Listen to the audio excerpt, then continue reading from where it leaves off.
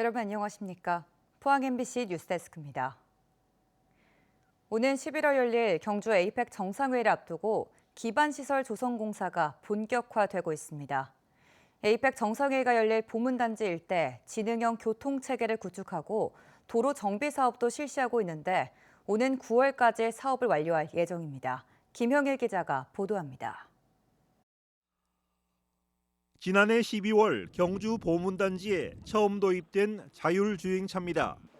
8명이 탑승할 수 있는데 운전석 없이 자율주행 방식으로 4개월 동안 시범 운영됐습니다. 지난 3월 열린 에이펙 고위관리회의 기간에도 행사장을 오가는 교통수단으로 이용됐는데 오는 11월 에이펙 정상회의 기간 본격적으로 운영할 예정입니다. 경주시는 보문단지에 10월까지 자율주행차 7대를 투입할 예정인데 자율주행을 위한 실시간 교통 모니터링 시스템도 구축하고 있습니다. 또 스마트 횡단 보도와 실시간 신호 제어 시스템 등 에이펙 정상회의에 대비한 지능형 교통체계 구축 사업에 62억의 예산을 투입할 예정입니다. 첨단 ICT 기술을 활용한 교통 시스템을 활용하여 도로 교통 흐름을 개선하고 자율주행 셔틀버스를 모니터링하고 교통신호 정보를 제공하여 안전한 운행을 하기 위해서 에이펙을 앞두고 도로 경관 정비 사업도 이달부터 본격화되고 있습니다. 336억의 예산을 확보해 도로 환경 개선과 조경 공사, 가로등과 전신주 경관 정비 등 44건의 사업이 진행되고 있습니다. 특히 보문단지 내 에이펙 주요 회의장 연결 도로를 중심으로 오는 9월까지 공사 집중 기간으로 정해 사업에 속도를 내고 있습니다. 행사장으로 이동하는 주요 경로 및 노선에 대해서 도로 시설 및 경관 정비 사업을 추진 중에 있습니다. 각종 행정 절차를 완료하고 사업 발주 및 계약을 완료하여 착공을 준비 중에 있습니다. 경주 에이펙이 새 정부 출범 이후 처음 치러지는 대규모 국제행사로 경주를 세계에 알릴 좋은 기회인 만큼 철저한 준비가 필요합니다. MBC 뉴스 김형일입니다. 포항시와 지역 정치권이 포항지진 손해배상 상고심의 본격적인 심리를 앞두고 대법원에 호소문을 전달했습니다. 이강덕 포항시장과 김일만 포항시의회 의장, 김정재 이상위 국회의원은 오늘 대법원에 방문해 대구 고등법원의 항소심 판결에 대한 유감을 표명하고 대법원의 정의로운 판결을 촉구하는 호소문을 제출했습니다. 이들은 호소문에서 포항지진은 명백한 인재임을 강조하고 수많은 시민들이 현재까지 후유증을 겪고 있지만 항소심 판결은 피해의 실질적인 고통을 외면했다고 지적했습니다. 포항시는 내일 시청 대회의실에서 포항지진 대시민 토론회를 개최합니다. 이번 토론회는 포항지진 손해배상 소송 항소심 패소와 관련해 시민사회의 목소리를 수렴하고 앞으로의 대응 방안을 찾기 위해 마련됐습니다. 포항시는 전문가와 시민이 함께하는 소통의 장을 마련해 시민들의 궁금증을 해소하고 공동 대응 기반을 마련하겠다고 밝혔습니다. 경북도의회가 오늘 6월 정례회를 열고 이틀째 도정 질문을 진행한 가운데 이민청 유치 노력과 경북교육청 AI 디지털 교과서 대응에 대한 주문이 나왔습니다. 김천 출신 최병근 도의원은 인구위기 극복의 해법으로 정부 이민정책총괄부처인 이민청 설립과 경북 지역으로의 유치 노력을 강조했습니다. 구미 출신 김용현 의원은 경북교육청 메타버스 플랫폼이 막대한 예산을 투입한 데 비해 이용률이 저조한 점을 지적했고 황조영 의원은 북구미 나들목 일대 신공항 연계 물류단지 조성 방안과 새 정부의 AI 디지털 교과서 정책 변화에 대해 질의했습니다. 경상북도는 전국 최대 포도 생산지인데요. 온실에서 키운 포도는 벌써 수확을 앞두고 있다고 합니다. 그런데 다른 과일들처럼 포도 역시 올해 봄에 있었던 저온의 피해를 비껴가지 못해 수확량이 줄 것이란 전망이 나오고 있습니다. 보도에 서성원 기자입니다. 경북 최대의 포도 재배 면적을 자랑하는 김천의 들녘입니다. 온실에 들어서자 이달 말 국내외로 팔려나갈 포도가 나무마다 주렁주렁 달려 연그러 가고 있습니다. 그런데 유독 온실 출입구 부근의 나무에는 포도가 달려있지 않습니다. 3월 말부터 4월 초 사이에 들이닥친 저온의 피해를 비껴가지 못한 겁니다. 문 쪽으로는 커튼 시설이 돼 있어도 인부들이나 주인이 계속 들락거려야 되고 그때는 찬바람이 들어오면 바깥에는 영하바람이기 때문에 들어오는 순간에 영하바람이 이 안에 쓸고 간다 하는 것은 큰 충격을 많이 입고요. 난방기 등 보온 설비가 돼 있었지만 냉해를 막기에는 역부족이었습니다. 보일러가 보통 중간에 있는데 센서가 거기 달리가 있습니다. 온도가. 가에서부터 찬 냉기가 들어와서 중간까지 와야지만 자기 설정한 온도에서 보일러가 돌아가는데 가에는 벌써 10도 맞춰놨으면 가 쪽에는 지금 한 7도, 6도 막 이래 떨어져 버리니까 순이 잘못될 경우는 없다 하더라도 포도에 문제가 생기죠. 열매에. 사정이 이렇다 보니 비가림 시설 정도만을 갖춘 노지 포도는 피해가 더 클 수밖에 없습니다. 열매 속기를 앞둔 이 밭은 크기가 특히 왜소한 포도가 곳곳에서 눈에 띕니다. 밭 안쪽보다는 바깥쪽 나무들이 특히 냉해의 직격탄을 맞았습니다. 냉을 안 받은 아들은 지금 정상적으로 착착착착 날짜대로 계속 성장을 하는데 냉을 받은 아들은 멈춰버렸어요. 하면 멈추면은 이게 11일에서 15일 정도 편차가 나는데 얘네들이 따라 커주면 되는데 못 따라 커요. 곳에 따라 차이는 있지만 이 지역 노지 포도는 적어도 20%가 냉해를 당했을 거란 말까지 나오고 있습니다. 지난해 가을까지 이어졌던 늦더위도 영향을 줬을 것으로 농민들은 보고 있습니다.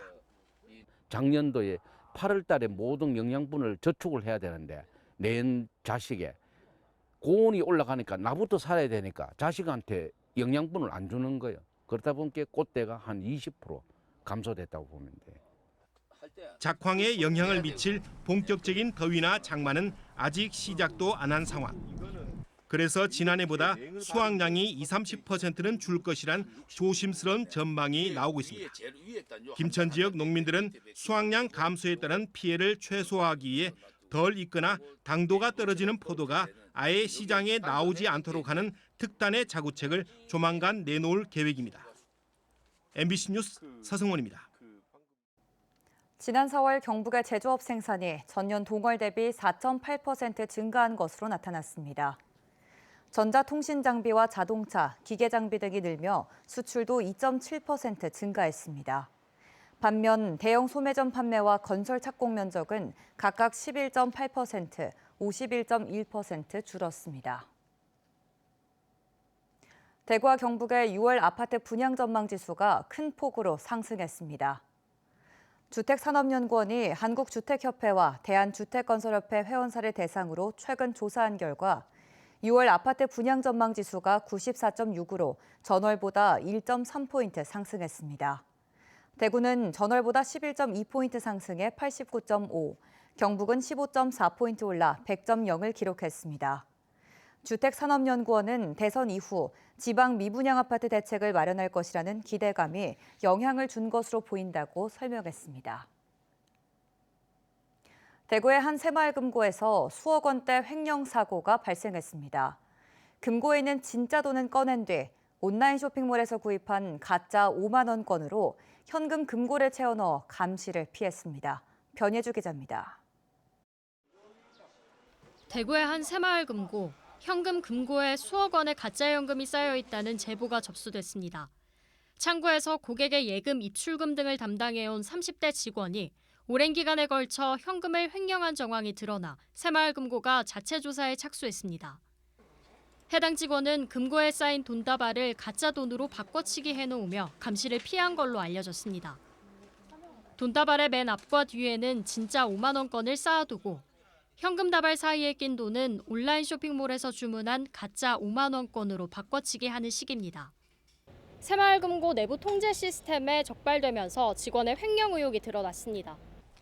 이상 징후를 발견한 새마을금고 측은 현장 점검에 나섰는데 해당 직원이 횡령한 현금 규모는 수억 원대에 달하는 걸로 추정됩니다. 이 직원은 지난해 8월에도 부당대출을 받아 징계를 받은 적 있는 걸로 확인됐습니다. 새마을금고 측은 해당 직원을 직위 해제하고 정확한 횡령 금액과 경위 등을 조사 중입니다. 새마을금고 중앙회는 지난해 10월 현금 횡령 사고를 막겠다며 모든 지점이 한 달에 2차례 이상 불시에 현금 보관 금고를 점검하도록 했지만 내부 감시 통제가 미흡했던 것 아니냐는 지적을 피하기는 어려워 보입니다.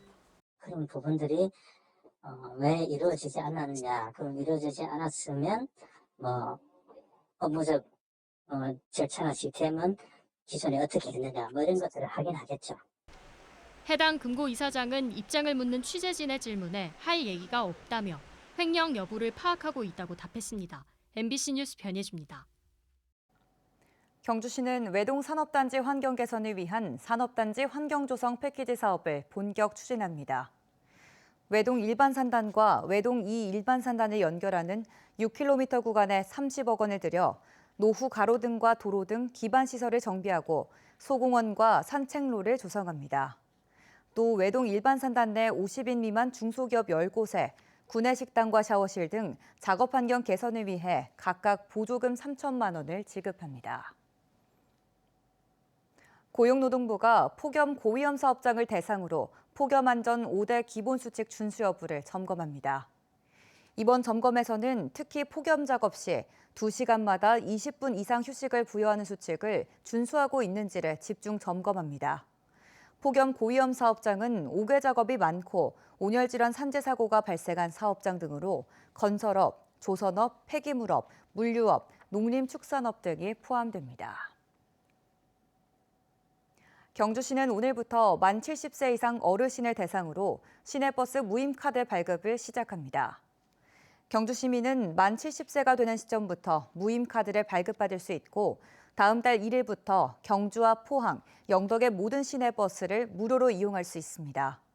무임카드는 거주지 읍면동 행정복지센터에서 발급되며 반드시 본인이 신분증을 지참해 방문해야 합니다. 국내 연구진이 실제 사람의 뇌와 유사하게 작동하는 3D 뇌 모델을 만드는 데 성공했습니다. 포스텍 조동우, 장진아 교수팀은 3D 프린터로 뇌의 구조를 층층이 쌓아 올려 실제 뇌처럼 전기 신호를 주고받는 반응을 보이는 인공 뇌 모델을 개발했다고 밝혔습니다. 연구팀은 실험실에서도 뇌질환의 초기 반응을 확인할 수 있는 길이 열린 셈이라고 설명했습니다. 포항시는 본격적인 장마철을 앞두고 대규모 도시개발 사업 현장을 대상으로 안전점검과 지도 감독을 실시했습니다.